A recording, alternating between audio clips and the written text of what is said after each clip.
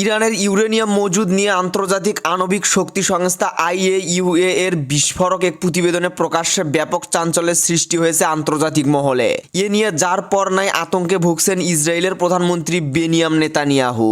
যে কোনো মূল্যে ইরানকে থামাতে বিশ্ব নেতাদের কাছে ফরিয়াদ জানাচ্ছেন তিনি। এদিকে যুক্তরাষ্ট্রে ইসরায়েলপন্থী বিক্ষোভে পেট্রোল বোমা হামলা চালানো হয়েছে, এতে আহত 6। জানাবো বিস্তারিত। আবারও ভারতের সেনা সর্বাধিনায়ক স্বীকারোক্তি দিয়েছেন দেশের ভিতরেই রাজনৈতিক চাপে রয়েছে মোদি সরকার। রাশিয়ার বিমান ঘাঁটিতে বড় ধরনের ড্রোন হামলা চালিয়েছে ইউক্রেন, এতে রাশিয়ার 40টি বোমারু বিমান ধ্বংস। জানাবো বিস্তারিত। এবং সর্বশেষ জানিয়ে দেব, গাজায় ত্রাণের পরিবর্তে বুক ঝাঁঝরা করা হচ্ছে বুলেটে, এতে ক্ষিপ্ত হয়ে আবারও ইসরায়েলে ক্ষেপণাস্ত্র হামলা করল হুতি বিদ্রোহীরা। এতক্ষণ শুনছিলেন সংবাদ শিরোনাম, এবারে বিস্তারিত। তার আগে নতুন নতুন আপডেট নিউজ পেতে আমাদের চ্যানেলটি সাবস্ক্রাইব করে রাখুন। ইরানের ইউরেনিয়াম মজুদ নিয়ে আন্তর্জাতিক আণবিক শক্তি সংস্থা IAEA এর বিস্ফোরক প্রতিবেদনে প্রকাশ্যে ব্যাপক চাঞ্চল্যের সৃষ্টি হয়েছে আন্তর্জাতিক মহলে। এ নিয়ে যার পর নাই আতঙ্কে ভুগছেন ইসরায়েলের প্রধানমন্ত্রী বেনিয়াম নেতানিয়াহু। যে কোনো মূল্যে ইরানকে থামাতে বিশ্ব নেতাদের কাছে ফরিয়াদ জানাচ্ছেন তিনি। কি এমন বিস্ফোরক তথ্য আছে IAEA এর সর্বশেষ প্রতিবেদনে? এ নিয়ে তৈরি হয়েছে ব্যাপক কৌতূহল।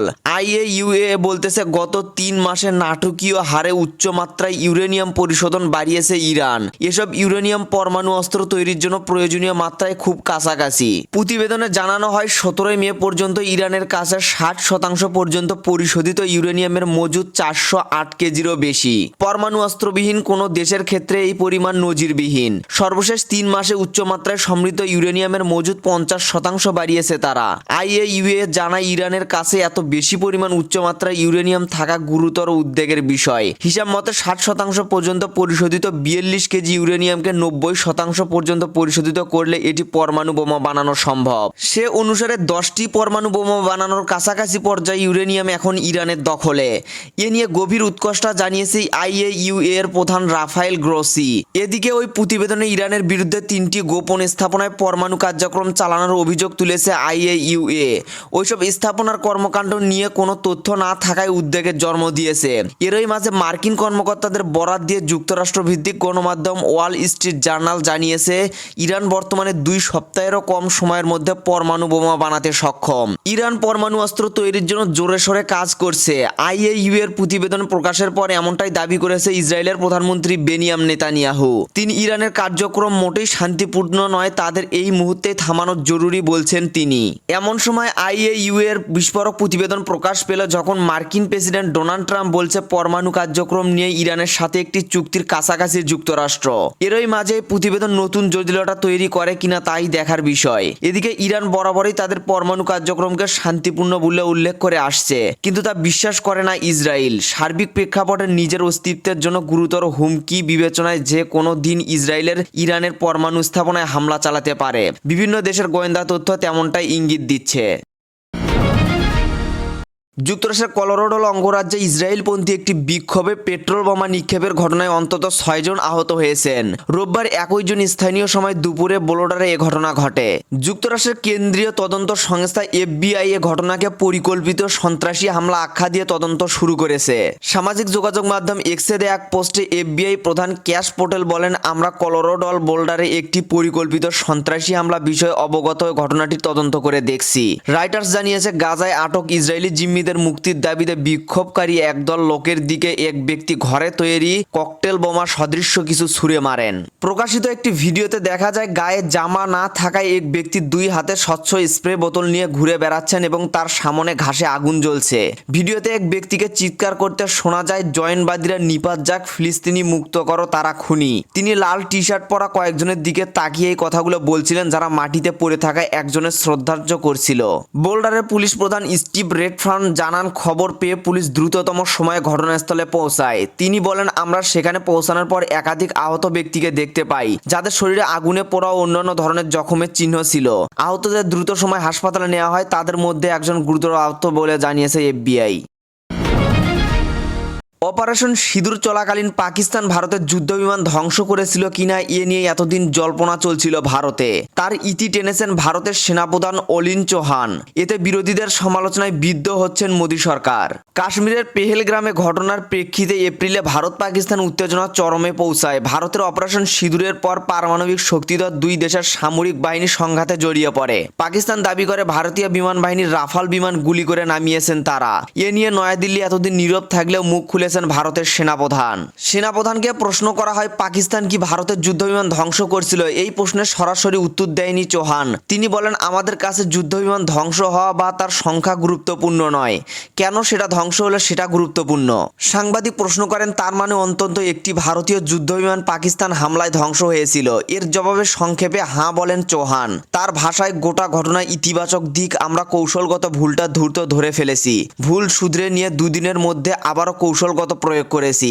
সাংবাদিক সরাসরি প্রশ্ন করেন, পাকিস্তান দাবি করেছে তাদের হামলায় ভারতে অন্তত 6টি যুদ্ধবিমান ধ্বংস হয়েছে, এটা কি সত্যি? এই প্রশ্নের জবাবে পাকিস্তান দাবি খারিজ করে দেন অনিল চৌহান। সেনাপ্রধানের মন্তব্য সামনে আসার পর বিরোধী নিশানা করছে মোদী সরকারকে।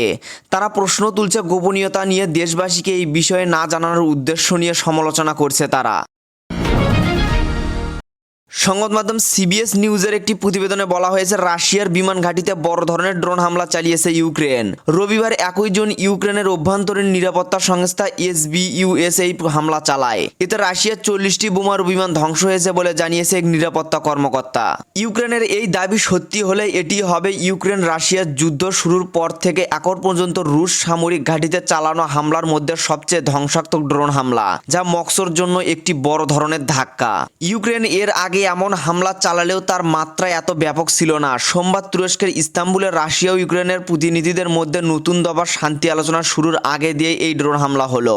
নাম প্রকাশে অনিচ্ছুক ইউক্রেনের এই কর্মকর্তা বলেন, রাশিয়ার 40টির বেশি বোমারু বিমান আঘাত হানা হয়েছে। একটি সূত্র জানিয়েছে, ইউক্রেনের গোয়েন্দা সংস্থা প্রথমে FPV ড্রোন রাশিয়ায় পাচার করে, এরপর দেশটিতে নিয়ে যায় কাঠের মোবাইল কেবিন। ভিডিওতে দেখা গেছে একটি ট্রাকের উপর থেকে ড্রোন বের হচ্ছে। ইউক্রেনের ধারণা, আজকের হামলায় রাশিয়ার অন্তত $2 বিলিয়ন ক্ষতি হয়েছে।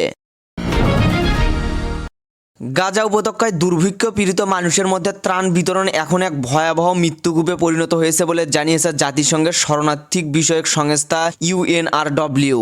রোববার 21 জুন সকালে ত্রাণ বিতরণের সময় বিপুল সংখ্যক বেসামরিক মানুষের হতাহতের ঘটনা ঘটে। অন্তত 40 জন ক্ষুধার্ত মানুষকে গুলি করে মেরে ফেলেছে ইসরায়েলি বাহিনী। আহত হয়েছে 200 জনেরও বেশি, যাদের অনেকের অবস্থায় সংকটাপন্ন। এর আগে গত 28-29 মে ত্রাণ সংগ্রহ করতে গিয়ে ইসরায়েলি হামলায় নিহত হয় 10 জন, আহত হয় অন্তত 62 জন। UNRWর তথ্য মতে আন্তর্জাতিক গণমাধ্যম ও কিছু চিকিৎসা কর্মী সরজমিনে বিষয়টি নিশ্চিত করেছেন। ইসরায়েল ও যুক্তরাষ্ট্রের পরিকল্পনায় গাজা উপত্যকায় দক্ষিণ প্রান্তের রাফা শহরে একটি ত্রাণ বিতরণ কেন্দ্র স্থাপন করা হয়েছে। ওই শহরে ইসরায়েলি বাহিনীর ভয়াবহ বোমাবর্ষণে প্রায় সম্পূর্ণ ধ্বংস হয়ে গেছে। UNRW বলেছে, শয়তান নামে এই অপমানজনক ব্যবস্থার ফলে হাজার হাজার ক্ষুধার্ত ও অসহায় মানুষকে বহু মাইল হেঁটে যেতে বাধ্য করা হয়েছে ওই ধ্বংসস্তূপে। আবার সেখানে গিয়ে ত্রাণের পরিবর্তে বুক ঝাঁঝরা হচ্ছে বুলেটে। সংস্থাটি আরও বলেছে, গাজায় মানবিক সহায়তা বিতরণ নিরাপদ ও বৃহত্তর পরিসরে পরিচালিত না হলে গণ দুর্ভিক্ষ অনিবার্য। ইসরায়েলকে অবশ্যই গাজা থেকে অবরোধ তুলে নিতে হবে এবং জাতিসংঘে বাধাহীন ও নিরাপদভাবে ত্রাণ প্রবেশ ও বিতরণের অনুমতি দিতে হবে। এদিকে ইসরায়েলি ভূখণ্ড, বিশেষ করে দেশটির প্রধান বিমানবন্দর লক্ষ্য করে আবারও ক্ষেপণাস্ত্র হামলা চালিয়েছে ইয়েমেনের ইরান সমর্থিত সশস্ত্র গোষ্ঠী হুতি বিদ্রোহীরা। 21 জুন ইয়েমেন থেকে ছোড়া একটি ক্ষেপণাস্ত্র ইসরায়েলের আকাশ সীমায় প্রবেশের পর সেটিকে ভূপাতিত করার দাবি করেছে ইসরায়েলি প্রতিরক্ষা বাহিনী। ইসরায়েলের সেনাবাহিনীর বরাত দিয়ে ফরাসি বার্তা সংস্থা AFP এর প্রতিবেদনে বলা হয়েছে, ক্ষেপণাস্ত্রটি শনাক্তর পর জেরুজালেম সহ একাধিক শহরে বিমান হামলার সতর্কতামূলক সাইরেন বাজিয়ে নাগরিকদের আশ্রয় কেন্দ্রে যেতে নির্দেশ দেওয়া হয়। IDF জানিয়েছে, ক্ষেপণাস্ত্রটি ইসরায়েলের দিকে আসার সঙ্গে সঙ্গে সুরক্ষা ব্যবস্থা সক্রিয় করে সেটিকে মাঝ আকাশেই ধ্বংস করা হয়। যদিও ক্ষেপণাস্ত্রটির ধ্বংসাবশেষ কোথায় পড়েছে এবং এতে কোনো প্রাণহানি বা ক্ষয়ক্ষতি হয়েছে কিনা সে বিষয়ে এখনো কোনো নিশ্চিত তথ্য দেয়নি ইসরায়েলি কর্তৃপক্ষ। এখন এই পর্যন্তই ছিল। পরবর্তী আপডেট নিউজ জানতে আমাদের চ্যানেলের সাথেই থাকুন। ধন্যবাদ।